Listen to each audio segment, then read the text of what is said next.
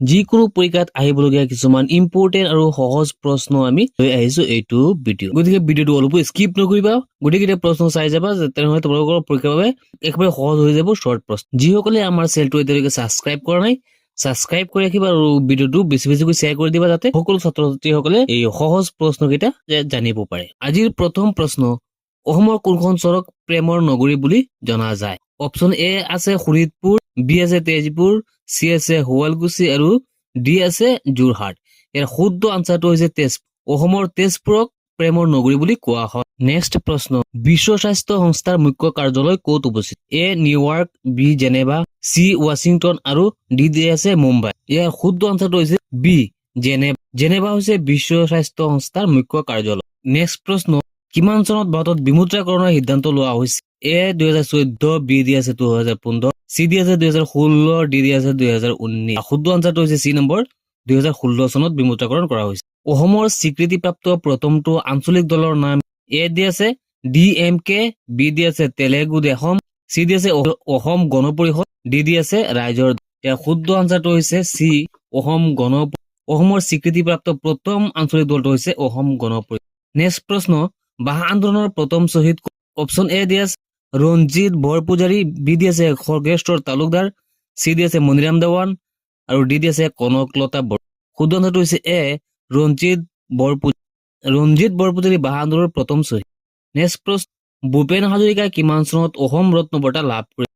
Option A দি আছে 1999 চন, বি দি আছে 2008 চন, চি দি আছে 2006 চন আৰু চি দি আছে 2006 চন, ডি দি আছে 2019 চন।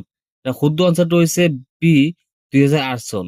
2008 চনত ভূপেন হাজৰিকাই অসম ৰত্ন বঁটা লাভ কৰিছিল। গুগল কোন চনত আৱিষ্কাৰ? অপশ্যন এ দি আছে 1998 চন, বি দি আছে 1999 চন, চি দি আছে 2000 চন আৰু ডি দি আছে 2001। শুদ্ধ আনচাৰটো হৈছে এ অপশ্যন 1998 চন। 1998 চনত গুগল আৱিষ্কাৰ হয়। নেক্সট, কোনখন দেশৰ সংবিধান আটাইতকৈ দীঘল? অপশ্যন এ দি আছে ফ্ৰান্স, বি দি আছে নিউজিলেণ্ড, চি দি আছে আমেৰিকা, ডি দি আছে ভাৰত। ইয়াৰ শুদ্ধ আনচাৰটো হৈছে ডি ভাৰতৰ সংবিধান আটাইতকৈ দীঘল। বিশ্ব শান্তি দিৱস কিমান তাৰিখে পালন কৰা? অপশ্যন এ দি আছে 20 জুন, বি দি আছে 21 ছেপ্টেম্বৰ, চি দি আছে 21 জুলাই, ডি দি আছে 22 এপ্ৰিল। ইয়াৰ শুদ্ধ আনচাৰটো হৈছে বি 21 ছেপ্টেম্বৰ। নেক্সট প্ৰশ্ন, অসম সাহিত্য সভাৰ প্ৰতীকটো কোনে আঁকিছিল?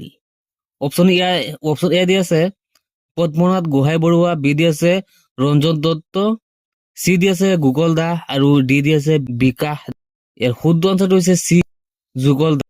যুগল দাসে অসম সাহিত্য সভাৰ প্ৰতীকটো আঁকিছিল। ইছৰোৰ মুখ্য কাৰ্যালয় ক'ত? এ দি আছে Kolkata, B Bengaluru, C Geneva আৰু ডি দি আছে মুম্বাই। ইয়াৰ শুদ্ধ আনচাৰটো দি আছে বি বেংগালুৰু। ইছৰোৰ মুখ্য কাৰ্যালয় হৈছে বেংগালুৰুত। নেক্সট প্ৰশ্ন, বৰপেটা সত্ৰৰ প্ৰতিষ্ঠাপক? অপশ্যন এ দি আছে শংকৰদেৱ, বি দি আছে মাধৱদেৱ, চি শিৱসিংহ আৰু ডি দি আছে ওপৰৰ এজনো নহয়।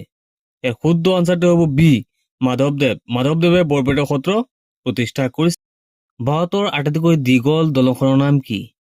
এ ভূপেন হাজৰিকা সেতু, বি দিবাংগ নদীৰ দলং, চি মহাত্মা গান্ধী সেতু, ডি বগীবিল। ইয়াৰ শুদ্ধ আনচাৰটো হৈছে এ ভূপেন হাজৰিকা। ভূপেন হাজৰিকা হৈছে ভাৰতৰ আটাইতকৈ দীঘল দলং।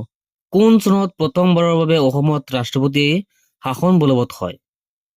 অপশ্যন এ 1969 চন, বি 1975 চন, চি 1979 চন, ডি 1983 চন। শুদ্ধ আনচাৰটো হৈছে চি 1979 চন। 1979 চনত প্ৰথমবাৰৰ বাবে অসমত ৰাষ্ট্ৰপতি শাসন বলবৎ হয়। নেক্সট প্ৰশ্ন, প্ৰথম অসমীয়া শিশু উপন্যাসখনৰ নাম কি? অপশ্যন এ দি আছে ভানুমতী, বি অবুজ বেদনা, চি লৰা বন্ধু, ডি পাতালপুৰী। ইয়াৰ শুদ্ধ আনচাৰটো হৈছে ডি পাতালপুৰী। প্ৰথম অসমীয়া শিশু উপন্যাস হৈছে পাতালপুৰী। নেক্সট প্ৰশ্ন, অসমৰ কেশৰী কবি বুলি কাক কোৱা হয়? অপশ্যন মামণি ৰয়ছম গোস্বামী, বি দি আছে নলিনীৱালা দেৱী, চি দি আছে নিৰ্মল প্ৰভা বৰদলৈ, ডি দি আছে অম্বিকাগিৰি ৰায় চৌধুৰী। ইয়াৰ শুদ্ধ আনচাৰটো হৈছে ডি অম্বিকাগিৰি ৰায় চৌধুৰী। নেক্সট প্ৰশ্ন, পৃথিৱীৰ ভিতৰত আটাইতকৈ বেছি ক'ত কফি উৎপাদন হয়? Option A Bharat, B Japan, C Brazil, D চীন।